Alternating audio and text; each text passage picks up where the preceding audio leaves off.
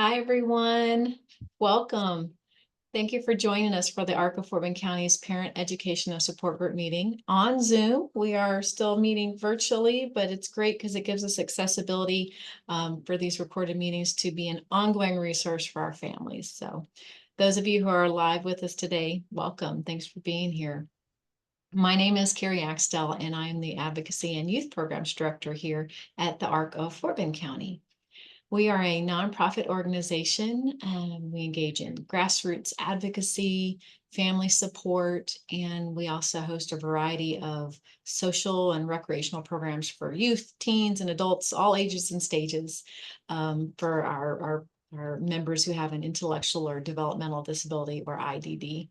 If you'd like to learn a little bit more about the ARC and what we do, and you can visit us on our website, arcoffortbend.org, or also our social media, Instagram, Facebook, and we'd love to connect with you there. If you have questions during the presentation, our presenter today, Dr. Noel, said you can feel free to either unmute yourself and ask, or if you're a little shy and you want to put a question in the chat, feel free to do that as well. And I will read those questions to her and ask them for you. But we'll also have time for questions at the end as well. So we will hopefully have a really great session today and get all your questions answered. Today we are pleased to welcome Dr. Noel Mensah-Bonsu, and Dr. Noel is a developmental behavioral pediatrician and founder of the Developmental Journey. And that is a mobile private practice that brings evaluations for youth with autism, ADHD, and other learning and behavior differences to families across Houston.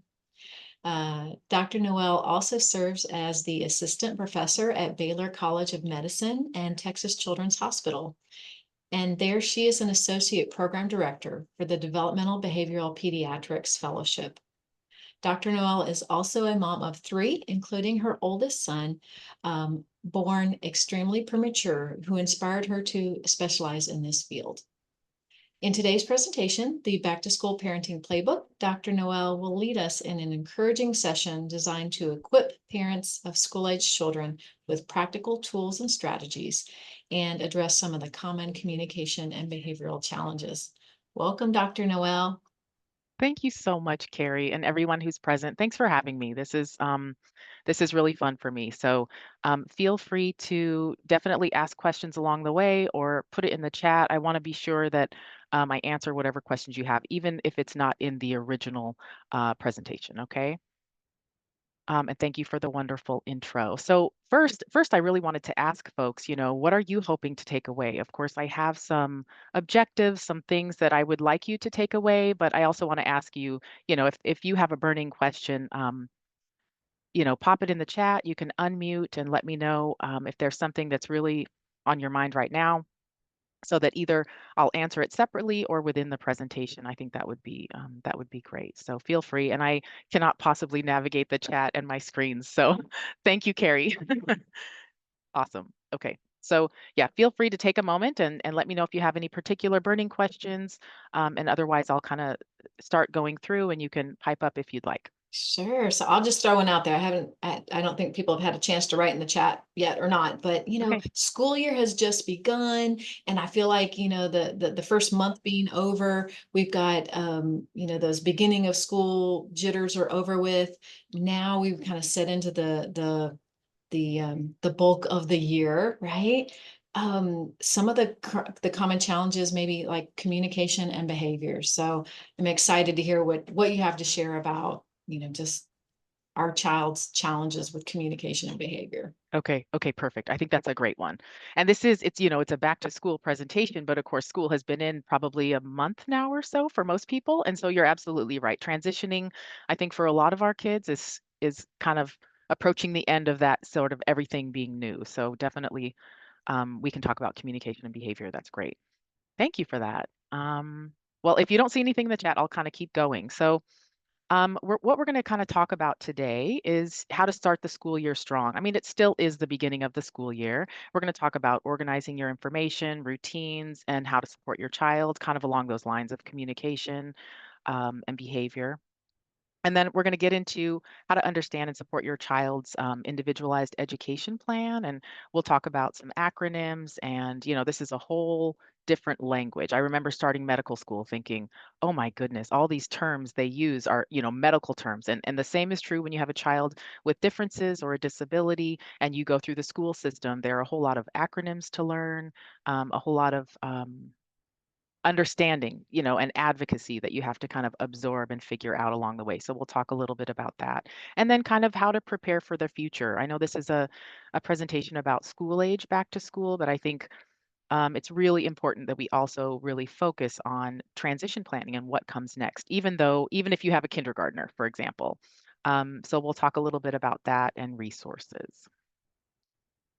So I guess the first thing I just always want to say, I remember, when my kids are heading back to school and it's like school supply shopping and getting back to the routine of things. And, it really is a hard time of year. It's a super stressful time of year. And so just a reminder to give yourself and your child grace. A lot of kids with learning and behavior differences, they take longer to transition into the new routine of everything. And so, this is a time where other demands, other life demands may have to take a little bit of a back seat. You really have to take care of yourself and your child and give grace for all of the new and different challenges that are going to come.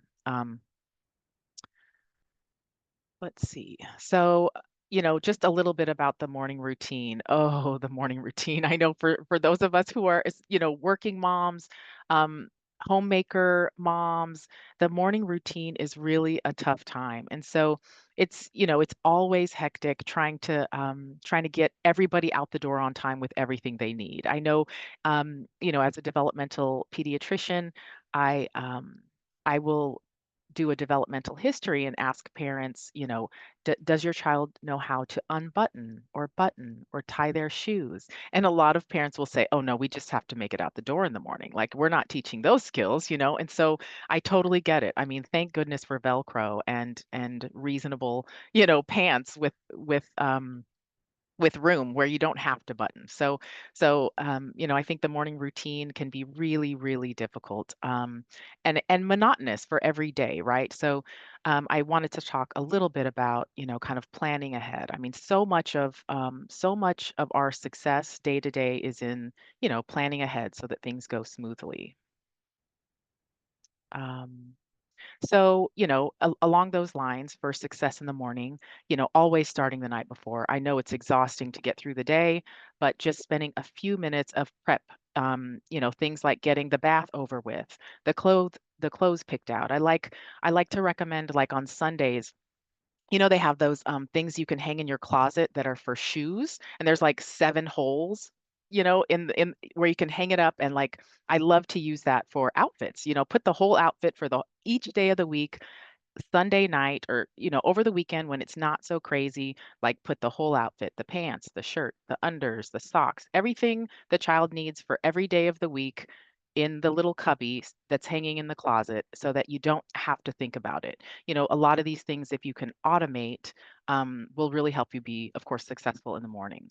And then, you got to give yourself extra time. I know it's hard to get up, 7 minutes early even. But, planning for what is likely to happen, that a child doesn't want to get up or that they're having a hard time transitioning from one thing to the next. It can be really, really challenging. So I think just giving yourself a little bit of extra time in order to positively reinforce the behavior you want to see. It's also really nice to reward your child if you can. I know the morning doesn't feel like a good time for rewards, but a lot of times, extra physical touch like hugs or tickling, reading a book for 3 minutes. Some of these things, can be really nicely positively reinforcing and also kind of lend to the idea that the morning doesn't always have to be absolute chaos. If you have a few extra minutes and can play a quick game. I remember my little one loved Uno quickly or like hide and seek. I mean, like one round of hide and seek, super silly, but also a time to kind of reinforce good behavior, reinforce when a child is doing their job well. I think we tend to, a lot of times anyway, we tend to ignore children when they're doing what they should be doing. And so that would be like a neutral when they're doing what they should be doing, it's kind of a neutral behavior. It's not a good behavior, it's not a bad behavior, but oftentimes we then kind of ignore them because they're doing what they should be doing. And this is the time where we should really positively reinforce the behavior. And you can think about how it is your child is reinforced. And I always consider, like, for example, the love languages. So, you know, a lot of times in kindergarten, by kindergarten age developmentally, I can ask a child, how do you know your mom loves you? And essentially, the child will tell you their love language. And so for two of my children, they would say, she tickles me. She hugs me. She wrestles with me. And so those are my physical touch kids. And so that would be reinforcing in the morning for them. They love tickles and hugs. And my middle child is a quality time girl. And so, she might have said like, "Oh, when my mom sits with me and does homework, or when I get to do something with my mom." And so that's, quality time. Another child might say, for example, I know they love me because they tell me. Well, there's your words of affirmation. Because they bring me something when they go on a trip. There's a gift lover, for example. And I can't say enough about like Amazon.com 100 treasure box items for $10 or something. I mean, you can literally be working for something every day and it won't, break your bank essentially, or at least once a week, the little plastic things that kids think are fantastic. Lots of ways to kind of reward them in small ways to let them know that you see them and you see their effort because mornings are absolutely hard. Um, Clocks and the schedule. So, sometimes it's just hard to keep up with time. You don't know how much time has gone by. I actually need to follow my own instructions here. Like I need clocks where I can see them, and it's nice, if you have a schedule up on the wall so that by a certain time this must happen. So that by the end of the morning, it's not that everything should have happened, but by a certain time, this thing, by whatever, they get up at 6:30 and by, 6:45 you got to have brushed your teeth and gone to the bathroom or something, just so that you have a plan in your mind for what should be happening at what time, helps organize you and then helps organize and prep your child. So, okay, you got 5 more minutes and then you have to, you have to get out of bed so that you can brush your teeth um and use the restroom, just kind of like verbally prepping in your most wonderful calm voice. I do recognize that the wonderful calm voice is a skill set that has taken me. So my oldest is 17 and it takes time to develop this sort of calm voice. My middle child is very, very sensitive to my tone of voice. And so even when I am going wild in my mind, I have to like actively slow down and use a nice tempered voice that doesn't indicate to her that I am in a hurry and we got to go. So this is really a skill set. And working on that anytime, of course, but the morning is a great time to work on that. So countdowns are really helpful. Sometimes, I have one child who's particularly competitive. I mean, if I give her a countdown, oh, she's going to beat it. And so, just playing those little games to try to encourage them and reinforce them in a way that kind of makes sense to them according to their developmental age is really, really important. Okay, moving on a little bit to starting the year strong, and we're going to talk a little bit about special education services. So requesting a walkthrough before school starts, of course, that ship has sailed. But I think the idea is that, every time something new or different is coming, it's a really great idea to drive the route you take, look at the front of the building, walk up to the front of the school. That can be the case for anything. School, of course, yes, but if it's a doctor's appointment or if it's therapy or for my daughter who had a hard time going into swim lessons, it was like, the first time we went, she had a fit, she couldn't walk in, she got really upset, and me and my really calm voice was like, okay, well, we're just gonna try again tomorrow. We're gonna show up a little earlier and give it a shot. And then it was successful. So just remembering the walkthrough, either in person or via pictures, whatever type of walkthrough you can do, so that your child knows what to expect will kind of ease their worries. As soon as school opens in the fall, you should get an email from your case manager, a special education team member. That's supposed to happen in the first couple of days. And this is important because your job, of course, is to try to keep up with all of the people who are responsible for your child's special education programming, the teacher, the special education teacher, the case manager. And so, looking for that email so that you can try to keep track is super helpful. A lot of times, I'm on my phone looking at emails and I'll screenshot things and try to put them into folders that I can remember or that make sense to me. This gets, of course, as many of you know, more difficult as time goes on, because, so two of my three children have been a part of special education, and in junior high or middle school and high school, they have seven teachers. And so I remember when my son started middle school, and I thought, oh my gosh, how in the world am I going to do this? He's got like seven teachers who send out each teacher sends out a newsletter for the week. And then he's got like inclusion support in four of these classes. He's got a case manager. It's like all of these people to try to keep up with. And so I hear you. It is quite difficult, but your case manager or your go-to person, think about who can be your go-to person who sort of has all of this information, and then you can touch base at least with them. And then, speaking a little bit more about communication and behavior. So, just thinking about a visual schedule. So, a lot of our kids have really a hard time with language, with understanding language, with transitioning, with having a hard time with what to expect and being nervous about that. And so, a visual schedule and using visual supports to help them succeed, I think, is absolutely tremendous. And I remember in the pandemic. I had these laminated posts all over the house. Like, before you leave the house, like at the garage door, at the front door, in the bathroom, on the mirror, like all these on the fridge, because I know they're going to open the fridge. Do you have before you leave? At that time, it was like, do you have your mask? Do you have your backpack? Do you have your water bottle? Do you have your lunch? Whatever it is, sort of the visual representation. And I will never forget.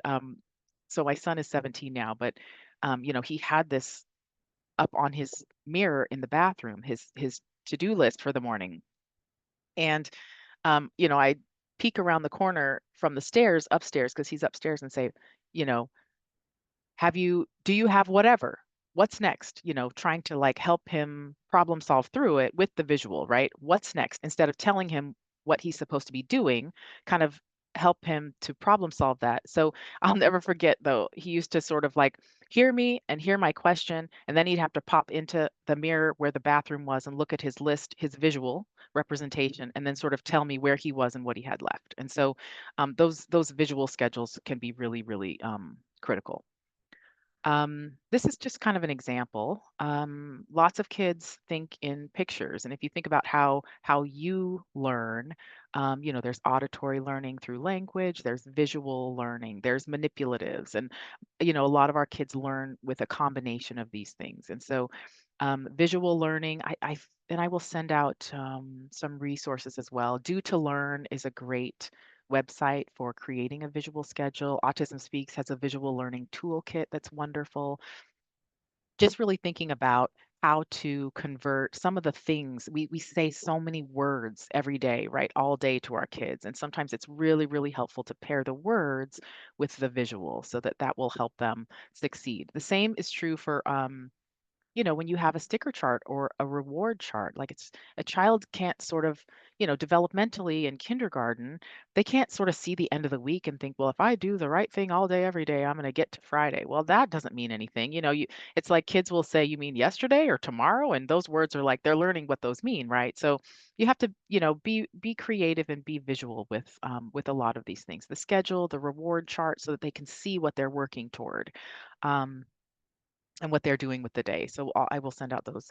Um, so the visual schedule. So it really is simple as far as like what happens and when. And I would say, along the lines of the morning routine, waking up. Sometimes it's really nice to have an actual picture of the child in bed waking up. This is what happens in the morning. And next to that picture, there might be a time. And maybe the child knows numbers, or maybe they know what the clock looks like at a certain time that they're supposed to be waking up, that they're supposed to be using the toilet. And it's kind of a way to visually check in and reinforce, they're doing what they're supposed to be doing. This is the order of things, for example. So you can collect these on the Autism Speaks visual toolkit, or you can create them yourself by taking a picture and printing it.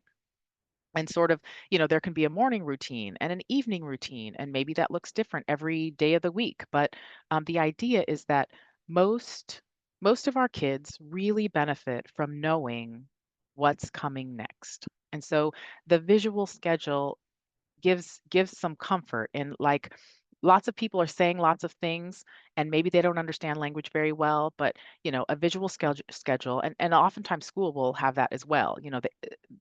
It helps them to understand what's coming next and sort of feel more secure about the day every day. So so I really like the visual schedule. Okay, so this is kind of the alphabet soup of special education and services, and I just wanted to put this up and talk through a little bit of them. Any questions? Any reason to pause, Carrie? Should I just keep plowing? We did have a question that's relevant to kind of that adult transition. So I thought maybe that might Okay, be best to address maybe towards the end of the okay, presentation, just so that we perfect. Yep. keep chronological. But yes, Okay, so go ahead. okay, okay. Awesome. Thank you. Okay, so um, So IDEA, and many of us are familiar with all of these things. I have to say, like, before I became a developmental pediatrician, I was a pediatrician. And when my son was evaluated for special education as a kindergartner, even though I was a pediatrician, all of this was still quite foreign to me. I'd heard of all of these things. We had been a part of ECI because he was born extremely premature. He had had therapies. We um, went to the school district for his 3-year-old evaluation. I was sort of doing all of these things before I decided to come back and for further training in developmental behavioral pediatrics. But even such, it's still a lot. I mean, the meetings are a lot. There's a lot of people talking about, you know, what they think is going on, what your child needs, and it's a little bit overwhelming. So I just want to start with that. So, the Individuals with Disabilities Act, of course, this is the federal law that guarantees children with disabilities have the right to a free and appropriate public education. And so, children with learning and behavior differences can be evaluated just before their third birthday, so that they can start public school if they meet educational classification as a child with a disability. And so, um, the way that the school goes about classifying your child, of course, is through a full individual evaluation, or FIE. So this is a full evaluation of your child's strengths and weaknesses, essentially, and you can request it in writing, ideally. And we have, templates for that. Um, the parent, though, has to request a full individual evaluation when you have a concern that your child has a disability or a difference in learning. It should include kind of a comprehensive evaluation of your child's learning. So your child's cognitive skills, which are often called an IQ, intelligence quotient, your child's language. And if there are two languages in the household, then the testing should be done in two languages, for example. They will look at achievement or what they're using their cognitive skills to learn at school, reading, writing, math, for example. And then if there are behavioral concerns, there will also be a behavioral evaluation in general, and that can be through behavior rating scales that you fill out, that the teacher fills out, etc. But this is a full individual evaluation, and so based on that um, evaluation, your child is generally determined to meet classification for a child who receives special education services. And there are like 13 or 14 classifications of this. So, speech impairment is one of them. Of course, autism, there are learning disabilities. You can have other health impairment for ADHD or other differences like that. So, it's pretty important to save your child's full individual evaluation because it has a lot of testing done in there that can help you over time kind of look at the trajectory of your child's strengths and weaknesses. And then an IEP, so that's your individualized education plan. So this is where they sort of use the full individual evaluation to come up with a plan, the diagnostic prescriptive tool to implement in the school year. So it's specifically designed for your child.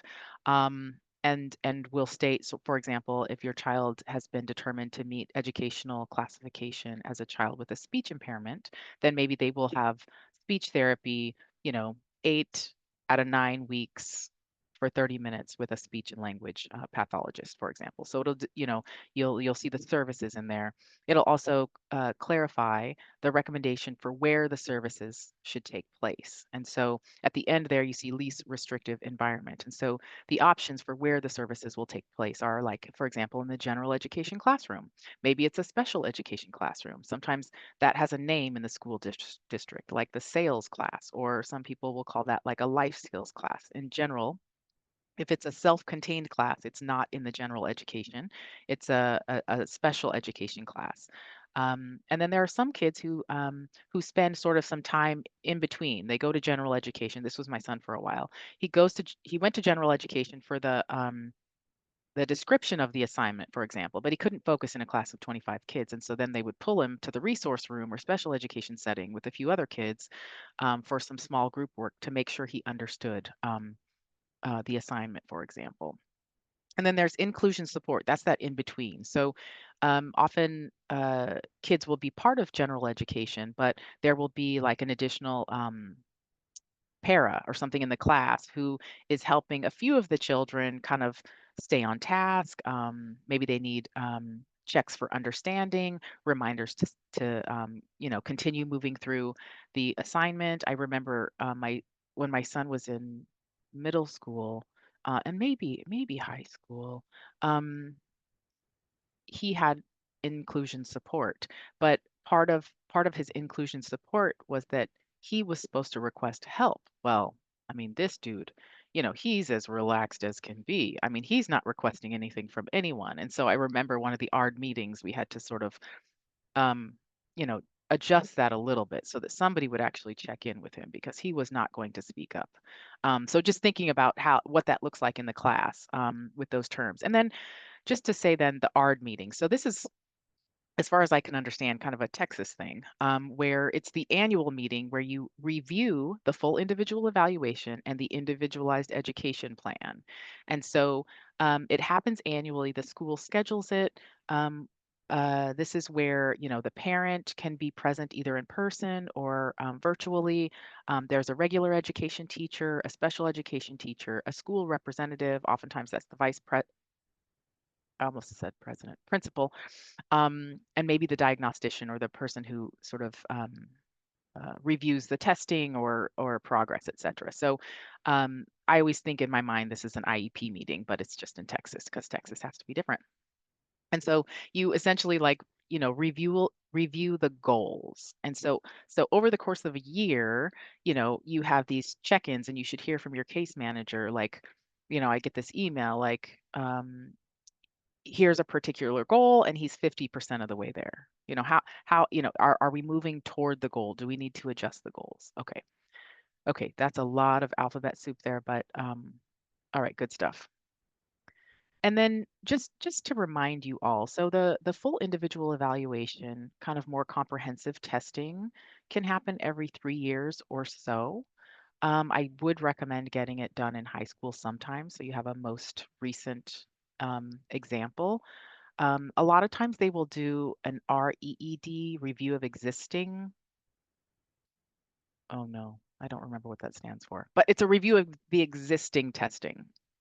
I don't remember the Yes, alphabet yep, soup. you got a review of existing evaluative data. Yep, you got it. Evaluative data. I was going to say Yep. educational. Okay, but I knew that wasn't right. Thank you.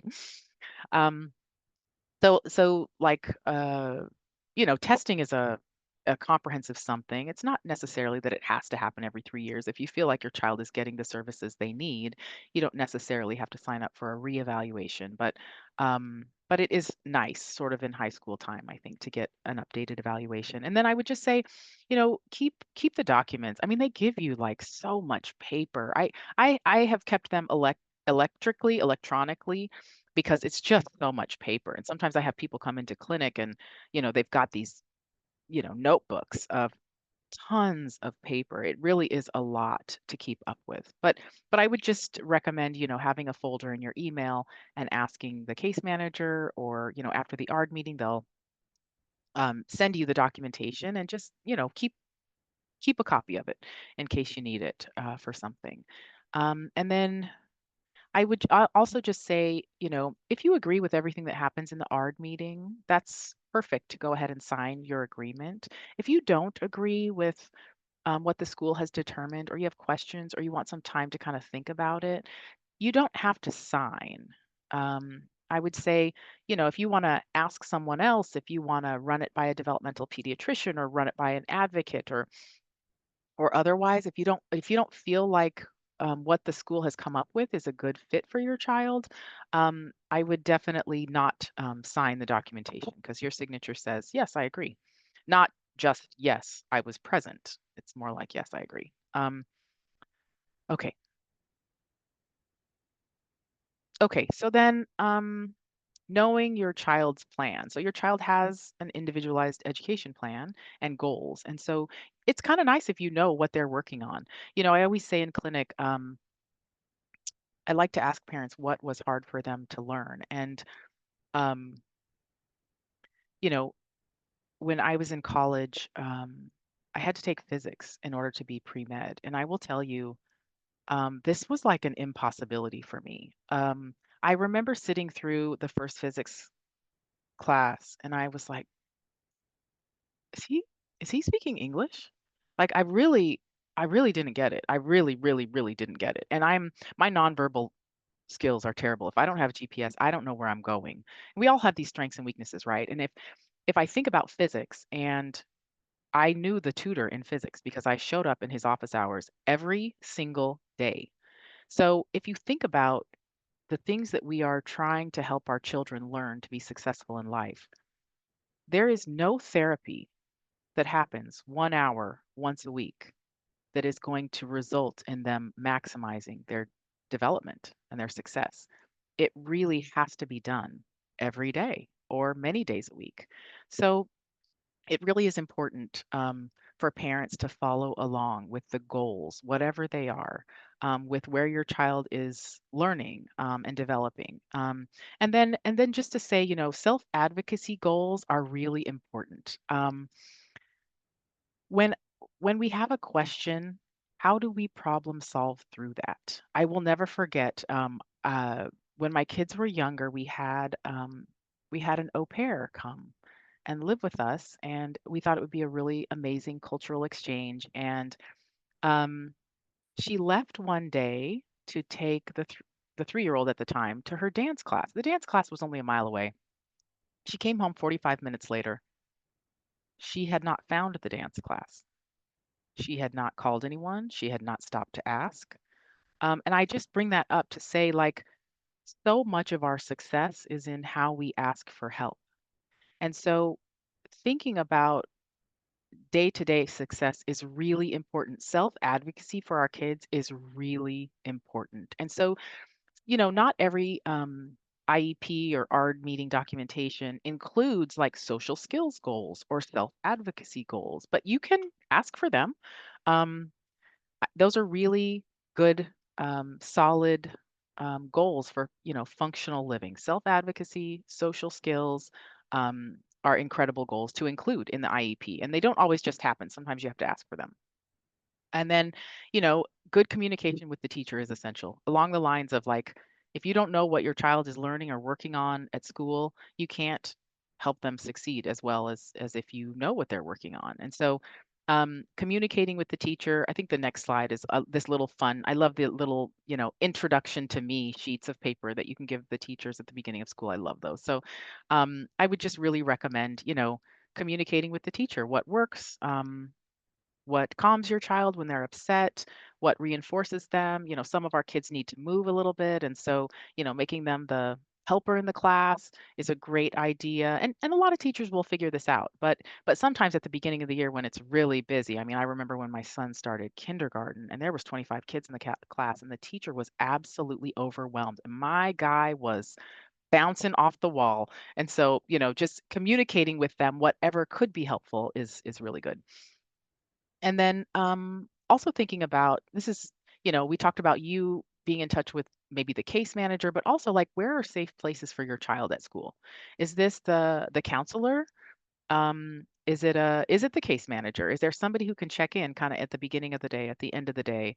Or if something, if your child gets dysregulated in class, is there a plan for that? Is there a calm down corner? Like what happens when behavior is difficult? And this I had too many things in my alphabet soup, but if your child does have some behavior differences or difficulties, the school within part of the evaluation can do a behavioral evaluation where they ask a behavioral psychologist to come and observe your child in the class. And so, this is where, if a child is tantruming, the behavioral psychologist will come and kind of look at what is happening before the behavior, what is the behavior, and then what is happening after the behavior. And so they will put together what's called a BIP or a behavior intervention plan in order to help change the behavior. And the idea is, for example, my favorite example is sort of like if your child gets really upset in ELA, English Language Arts, because that is a really hard subject for them, and they haul off and hit the teacher who comes over to help them. And the teacher calls the parent and has the parent come get the child. Okay, so before the behavior, you started English language arts. This is a hard subject for your child. The behavior, child hit the teacher.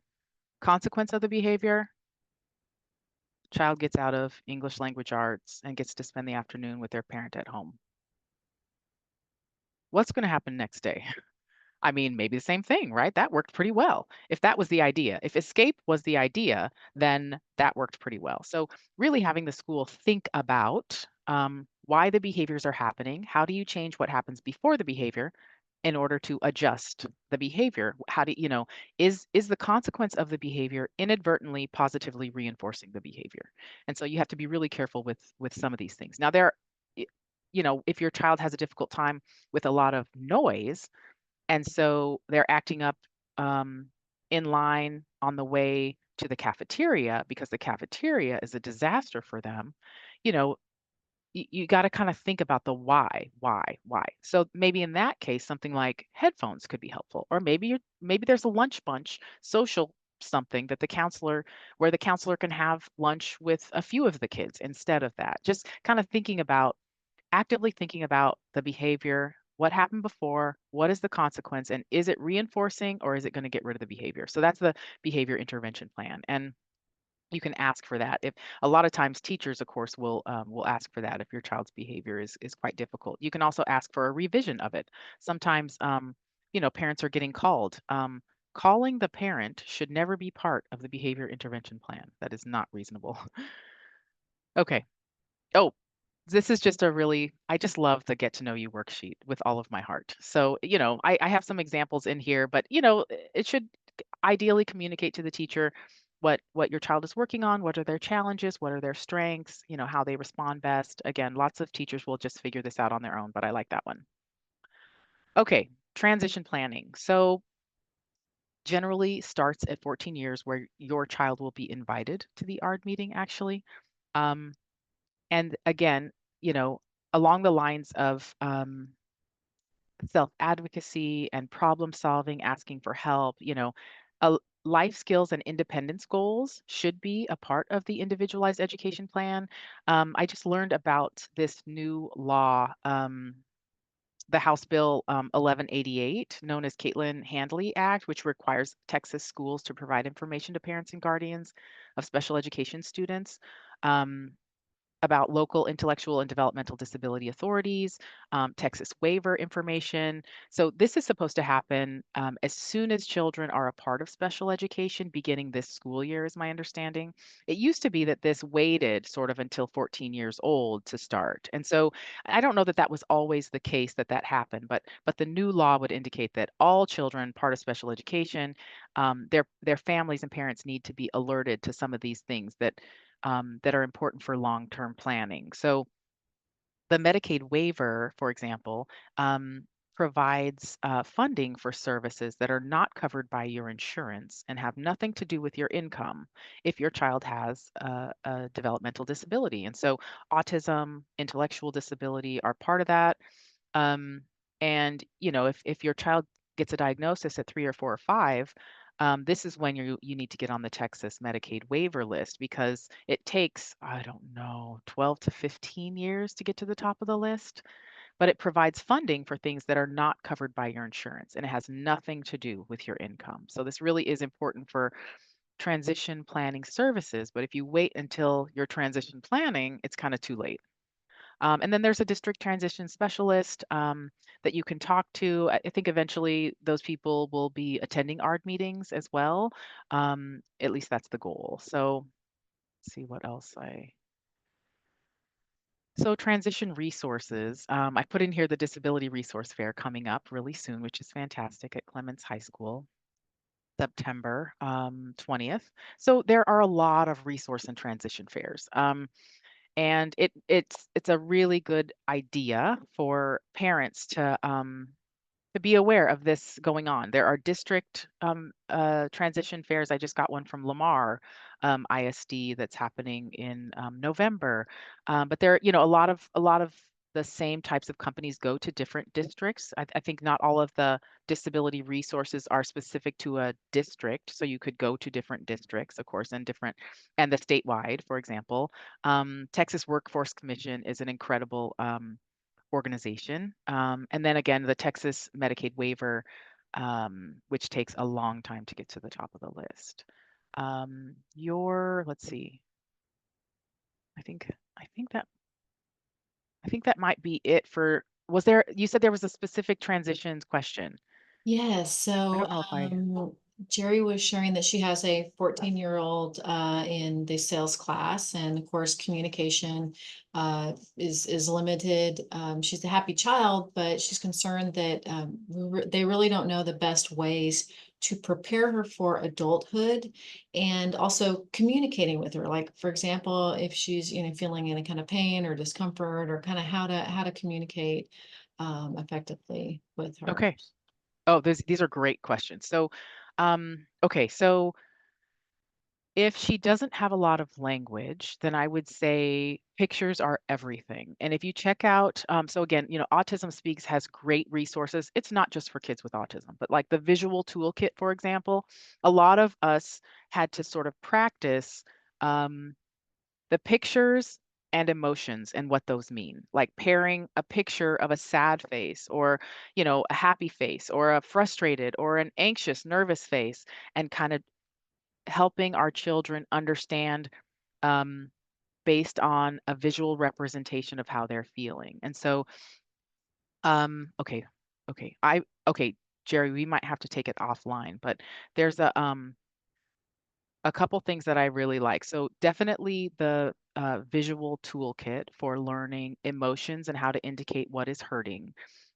There's also Vanderbilt Healthy Bodies Toolkit, which is great for um, uh, boys and girls with learning differences, kind of progressing through puberty and what's public and what's private, and really kind of focusing on systematically teaching those skills is huge for kids this age as well. So Vanderbilt Healthy Bodies is a great place to start.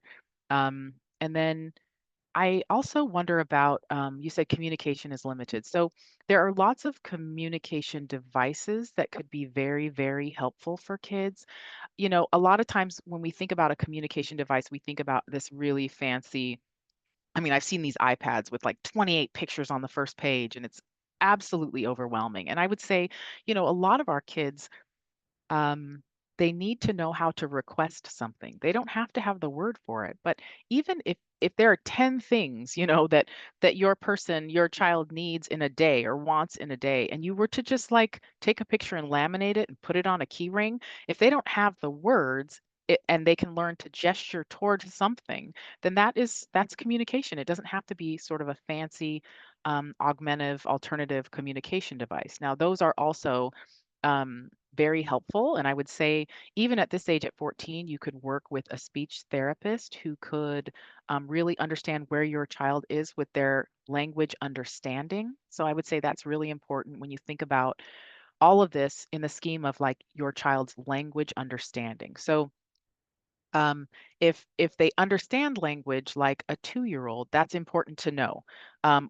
or differently, right? Because even when you're thinking about like the school classification or where the child is, you don't actually want your child in a general education class if the third grade teacher is speaking to 9-year-olds and your child understands like a 3 or 4-year-old. That's not going to work, right? You have to sort of be aware and cognizant of where you think your child's speech and language understanding is. And so a speech therapist could help get to the bottom of that and recommend an augmentative and communication device or system that would be helpful. Easter Seals has a lot of really nice options.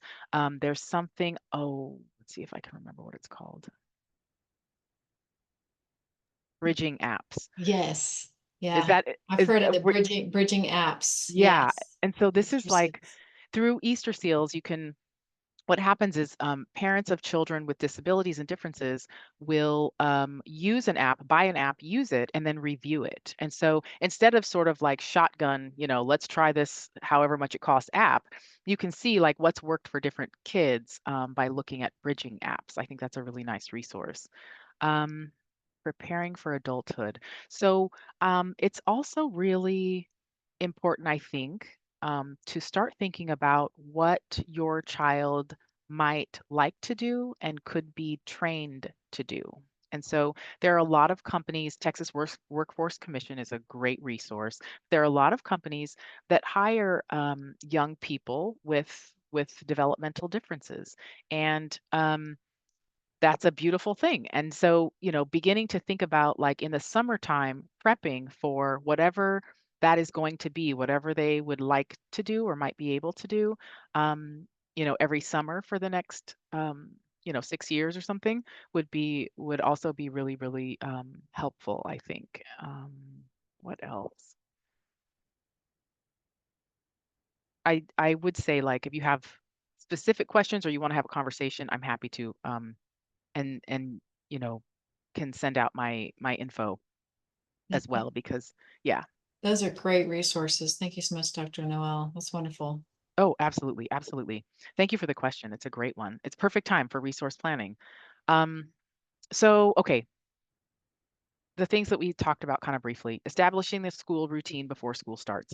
Um, and I would say, you want to try, even though it's painful, you want to relax on the weekend, you want to try to approximate that routine on the weekend. Like you don't, if you get to the point of like getting your child up on time, for the first however many weeks of school, it's like you don't want it all to be kind of ruined on the weekends. And so you want to still try to stay within an hour or so of that schedule so that your Monday, Tuesday of every week is not awful because you've been off the schedule for the weekend. I know that's a tough thing.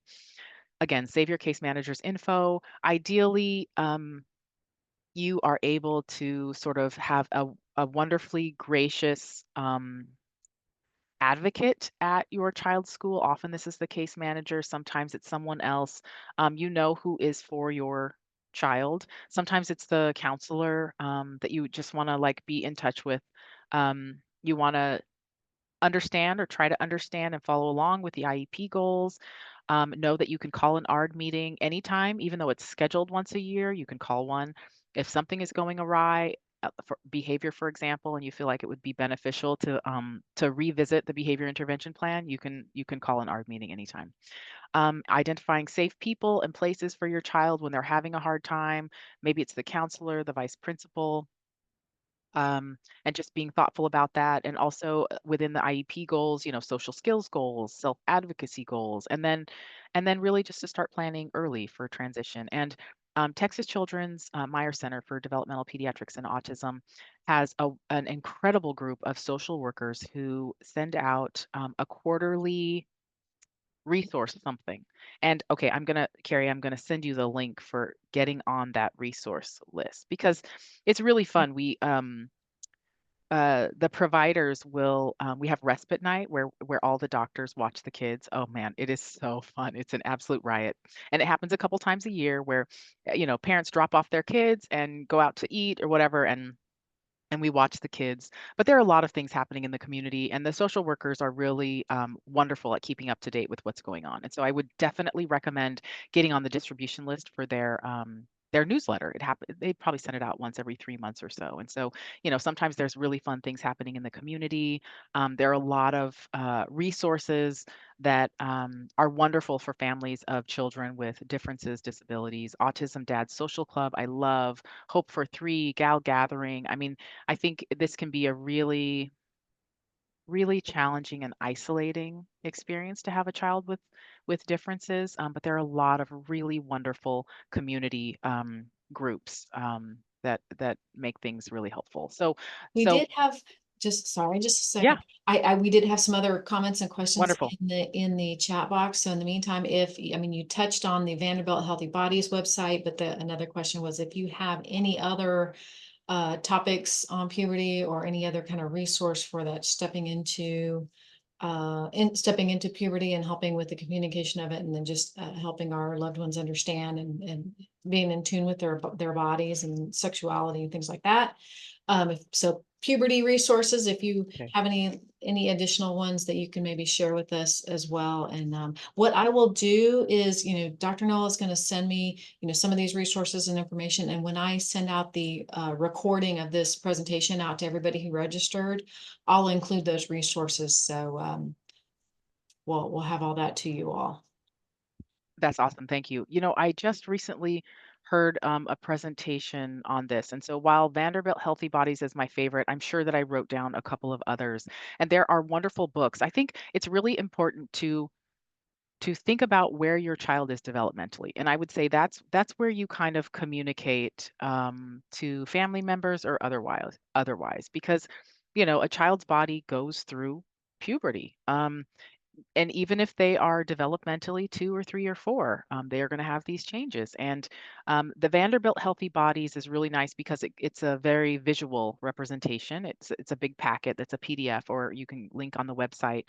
But there are a couple of other um, organizations and websites I got about teaching young people um, about puberty, what's private, what's public, how to be safe and careful. Um, and there are even like some courses, and I'm going to mess up the name if I try to tell you now, but I will send it to Carrie so that she can send out, because I just heard this presentation 2 weeks ago, Wednesday, for one of our educational sessions at Baylor and Texas Children. So that is a great question, and I will send more. I just don't have it on the top of my head right now. So yes, absolutely. I will send more resources. What else? These are a couple of links. I'm happy to send, and the Medicaid waiver application information. What else? Yeah, and that was Other, another of the question about the Medicaid waivers. And I have actually at the ARC, we have just a little summary of what is a Medicaid waiver. So perfect. I will include that when I send out these additional resources that Dr. Noel has as well, along with the recording of the presentation. So we will have some additional resources coming to you all in the coming days. Okay, awesome. That's great. That's And great. then another question was, are there tips on after school regulation? Brooke has a son in first grade, and he says there's so many words during the day that he can't think after following the rules all day. And he's kind of all over the place when he's home. Any kind of tips on kind of coming down after school, making sense of everything that they just kind of experienced in that school day? Okay, that's a great one. So I would say, even when kids' behavior is perfect at school, oftentimes it is absolutely exhausting to be that sort of perfect child, whatever that looks like. But all of the expectations are absolutely exhausting to kids. And I would say, you know, being reasonable about expectations for homework. There are some days you just can't get it done. I would definitely say, having or building kind of a calm down area, something that is all things that they love is really, really nice. I feel like my favorite thing is like the little tents you can buy that sort of shuts everything out. It's a little tent with books, or maybe there's lights in there, or stickers, or if they like to draw or color or read a book, just kind of like low on the input. Whatever they like to do, I think that's great. And then so there's the calming aspect of things, and then there's also I would just really consider, you know, after calming or maybe before, depending on your child, being active and kind of getting all those wiggles out after being kind of contained in a classroom is super important. Some kids really have to go to the park every day after school for 40 minutes to get all of that pent up everything out. And so, I remember sort of trying to build something in the not really build because I'm not a builder, but in the backyard, sort of a course where I would sort of hit a timer. I would pretend to hit a timer and have them run and do this and then this and then this and then this, like an obstacle course, to try to get the wiggles out because you really cannot sit down and try to learn anything or reinforce anything without having some physical exertion. And a lot of our kids are really sensory seeking, sensory sensitive, and they really need extra movement in order to sit down and learn for 5 minutes, even 10 minutes. You got to get the wiggles out, get rid of all of that physical energy in order to improve short-term memory, working memory, in order to remember what you're learning. And then to say, some days you're just not going to get through the homework. It's just that's okay. It's just too much. So I would say calming area and physical exertion. Maybe it's swimming, maybe it's yeah, maybe it's something in your house because outside of the house is too much, or maybe it's a class, or maybe it's martial arts. I think a lot of kids really benefit from physical movement in order to help them regulate after having to sort of be pent up kind of all day long in school. Yeah, that's a great suggestions. Wonderful. So I'll take this one last question that we have here before we wrap up the recording. Margot shares that her daughter has high functioning ASD and depression, and the depression is interfering with her daily life and academics, and the symptom is just being very irritable. Are there any resources to help with these feelings? Medications hasn't really worked, and she's going to be 14 next month and in 8th grade. And so far, the therapy has been, maybe not as helpful. So if there's any thoughts or Mm. suggestions there. Okay, so I would try a different therapist. I think that the fit is just so essential. Um,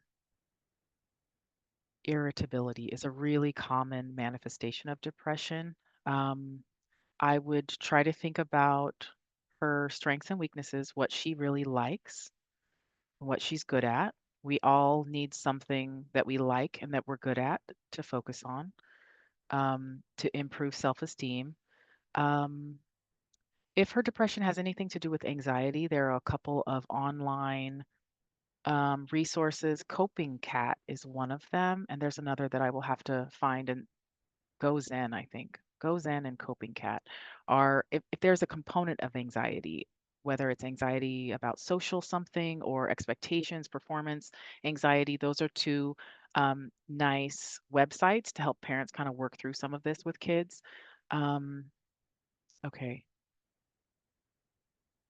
And then, does she have a friend? So, we all we develop friendships with people who are like us, right? It's the most wonderful egocentric thing. And so, does she have a friend? Okay, there's something called, what is it called? Something buddies. Oh, are you Best Buddies? Is it There, Best Buddies? there's Best Buddies. Oh, I There can't.